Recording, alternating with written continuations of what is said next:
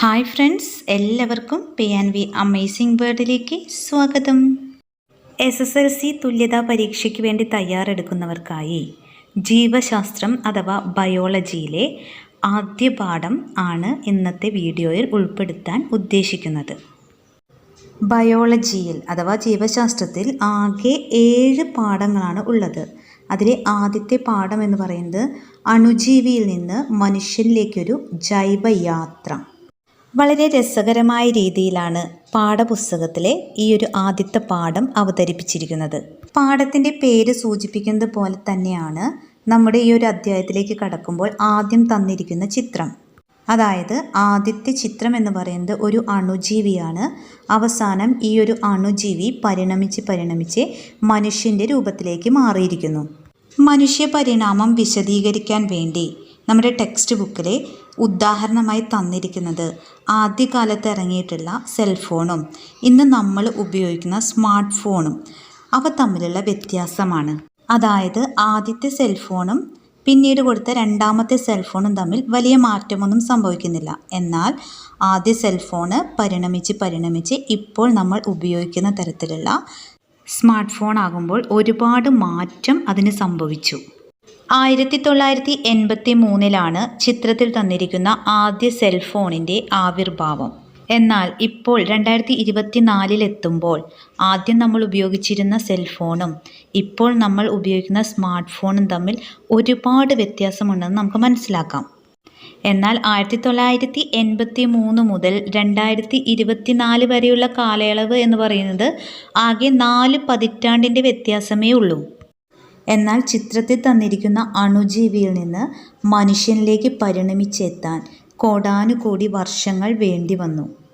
ഇങ്ങനെ ഏകകോശ ജീവിയിൽ നിന്ന് മനുഷ്യൻ വരെയുള്ള ജീവൻ്റെ പരിണാമത്തിന് പറയുന്ന പേരാണ് ജൈവ പരിണാമം. ഈ ചിത്രത്തിൽ കാണുന്നതാണ് ജൈവവൃക്ഷം. ഒരു വിത്തിൽ നിന്ന് മുള പൊട്ടി വളർന്നു വലുതായി ശാഖോപശാഖകളും ഇലകളും പൂക്കളും കായകളുമെല്ലാം നിറഞ്ഞ ഒരു മഹാവൃക്ഷം.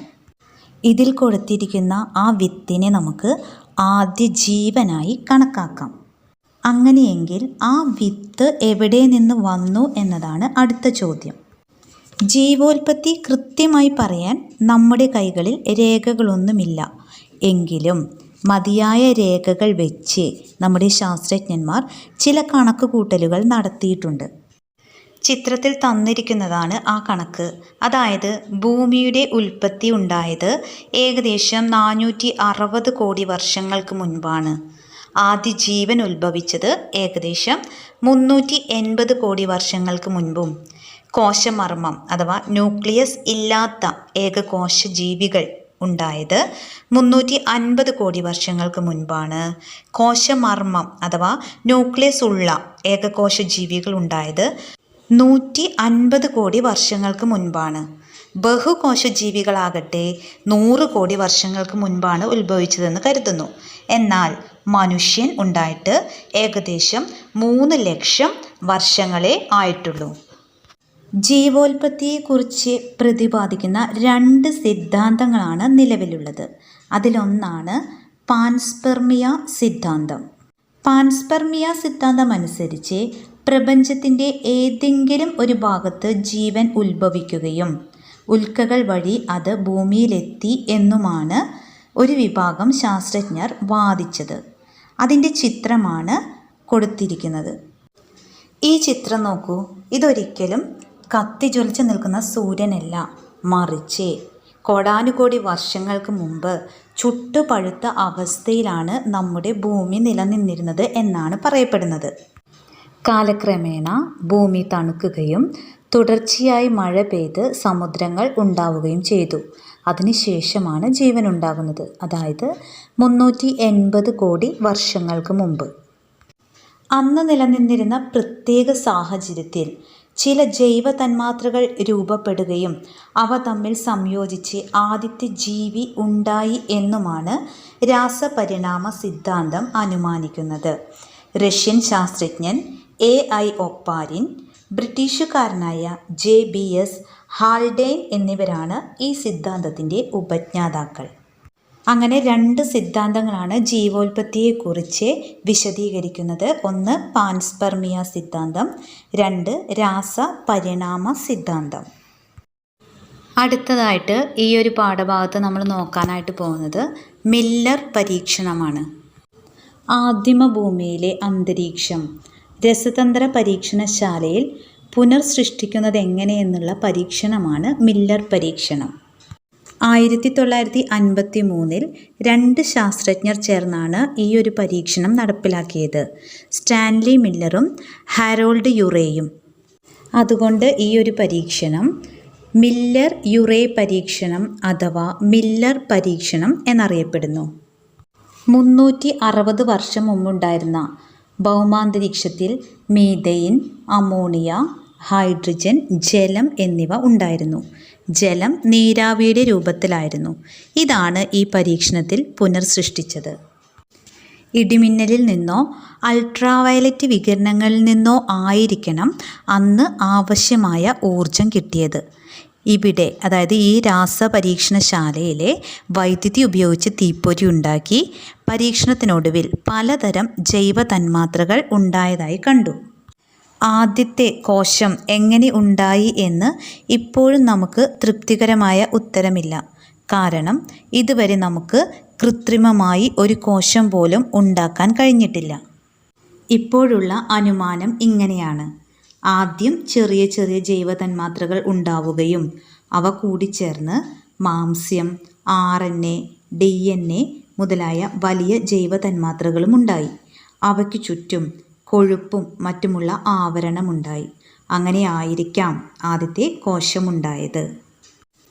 ആദ്യം ഉണ്ടായി എന്ന് കണക്കാക്കപ്പെടുന്ന ഏകകോശ ജീവികൾക്ക് മർമ്മം അഥവാ ന്യൂക്ലിയസ് ഉണ്ടായിരുന്നില്ല.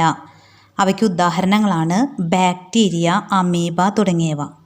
പിന്നീട് മർമ്മമുള്ള ഏകകോശ ജീവികളുണ്ടായി.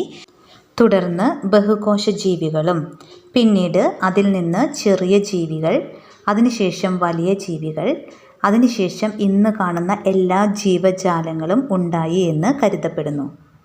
അടുത്തത് നമ്മുടെ പാഠഭാഗത്തിൽ പറയുന്നത് ജൈവ പരിണാമം എന്താണെന്നാണ്. അപ്പോൾ ആദ്യത്തെ ജീവൻ ഉണ്ടായത് രാസപരിണാമം മൂലമാണെന്ന് നമ്മൾ പറഞ്ഞു. ഏകകോശ ജീവി മുതൽ മനുഷ്യനടക്കമുള്ള സർവ്വ ജീവജാലങ്ങളും അടങ്ങിയ ഇന്നത്തെ ജൈവ വൈവിധ്യം ഉണ്ടായ പ്രക്രിയയെ ജൈവ പരിണാമം എന്ന് വിളിക്കുന്നു. ഈ ചിത്രത്തിൽ കാണുന്ന വ്യക്തിയാണ് ചാൾസ് റോബർട്ട് ഡാർവിൻ. പരിണാമ സിദ്ധാന്തത്തിൻ്റെ പിതാവ് എന്നാണ് ഇദ്ദേഹം അറിയപ്പെടുന്നത്. ഇദ്ദേഹം HMS ബീഗിൾ എന്ന ബ്രിട്ടീഷ് നാവിക കപ്പലിൽ 1831 ഡിസംബർ 27 ഇംഗ്ലണ്ടിൽ നിന്നും 5 വർഷം നീണ്ട യാത്രകൾക്കിടയിൽ നടത്തിയ നിരീക്ഷണങ്ങളാണ് പരിണാമ സിദ്ധാന്തം രൂപീകരിക്കാൻ ഡാർവിന് പ്രചോദനം നൽകിയത്. ഇദ്ദേഹത്തിൻ്റെ യാത്രകൾക്കിടയിൽ ഗാലപ്പഗോസ് ദ്വീപുകളിൽ എത്തപ്പെടുകയും അവിടെ പ്രത്യേകതരം കുരുവികളെ കണ്ടെത്തുകയും ചെയ്തു. ഡാർവിൻ ഫിഞ്ചുകൾ എന്ന് പേർ വിളിച്ച ഈ കുരുവികളെ ഒറ്റ നോട്ടത്തിൽ ഒരുപോലെ തോന്നിച്ചെങ്കിലും ഈ കുരുവികളുടെ കൊക്കിൻ്റെ ആകൃതിയും വലുപ്പവും അനുസരിച്ച് വിവിധ തരങ്ങളായി തരം തിരിച്ചു. എല്ലാ തരം കുരുവികളുടെയും മുൻഗാമി ഒന്നാണ്. അത് പരിണമിച്ചായിരിക്കാം പലതരം കുരുവികളുണ്ടായത്. ഇത് വിശദീകരിക്കാൻ അദ്ദേഹം ഒരു പുതിയ സിദ്ധാന്തം മുന്നോട്ട് വെച്ചു: പ്രകൃതി നിർദ്ധാരണ സിദ്ധാന്തം. തുടർന്ന് 1859 ഒരു ഗ്രന്ഥം പുറത്തിറക്കി: പ്രകൃതി നിർദ്ധാരണത്തിലൂടെ ജീവജാതിയുടെ ഉൽപ്പത്തി, ഇംഗ്ലീഷിലെ ഒറിജിൻ ഓഫ് സ്പീഷ്യസ്. തലമുറകൾ കഴിയും തോറും ജീവികളിൽ ചെറിയ ചെറിയ മാറ്റങ്ങൾ ഉണ്ടാകും. ഈ മാറ്റങ്ങൾ നല്ല മാറ്റങ്ങളാണെങ്കിൽ നിലനിൽക്കും, അല്ലാത്തവ നശിച്ചു പോകും. അങ്ങനെ പുതിയ ജീവജാതികൾ ഉണ്ടാകും എന്നാണ് അദ്ദേഹം പറഞ്ഞു വച്ചത്. അതായത് കോടാനുകോടി വർഷങ്ങൾ നീണ്ടുനിന്ന തെരഞ്ഞെടുപ്പിലൂടെയാണ് ഇന്ന് കാണുന്ന ജീവജാലങ്ങളെല്ലാം ഉണ്ടായത്. ആര് നിലനിൽക്കണം, ആര് നശിക്കണമെന്ന് തീരുമാനിക്കുന്നത് പ്രകൃതി ആണെന്നർത്ഥം. തൻ്റെ നിരീക്ഷണങ്ങളെ സംയോജിപ്പിച്ച് അദ്ദേഹം മുന്നോട്ട് വെച്ച പരിണാമ സിദ്ധാന്തം ഡാർവിനിസം എന്നാണ് അറിയപ്പെടുന്നത്. പുതിയ ഒരു ജീവജാതി അല്ലെങ്കിൽ സ്പീഷിയസ് രൂപം കൊള്ളുന്ന പ്രക്രിയയെ സ്പീസിയേഷൻ എന്ന് വിളിക്കുന്നു. ഇനി എന്താണ് ഡാർവിനിസം എന്ന് നോക്കാം. ജീവികൾ പ്രത്യുൽപാദനം നടത്തുകയും അവയുടെ വർഗത്തിലുള്ള കൂടുതൽ അംഗങ്ങളെ സൃഷ്ടിക്കുകയും ചെയ്യും. ഇങ്ങനെ ഉണ്ടാകുന്ന എല്ലാ സന്തതികളും ഒരുപോലെ ആകണമെന്നില്ല. ചില മാറ്റങ്ങൾ ഉണ്ടാകാം. ഈ മാറ്റങ്ങൾ അടുത്ത തലമുറയിലേക്ക് കൈമാറാൻ കഴിയുന്നവയായിരിക്കും. ഇങ്ങനെ പാരമ്പര്യമായി കിട്ടിയ മാറ്റങ്ങൾ ചുറ്റുമുള്ള പരിസ്ഥിതിയിൽ ജീവിക്കാൻ സഹായകമായവയെങ്കിൽ അത്തരം അംഗങ്ങൾ അതിജീവിക്കുകയും അല്ലാത്തവ നശിക്കുകയും ചെയ്യും.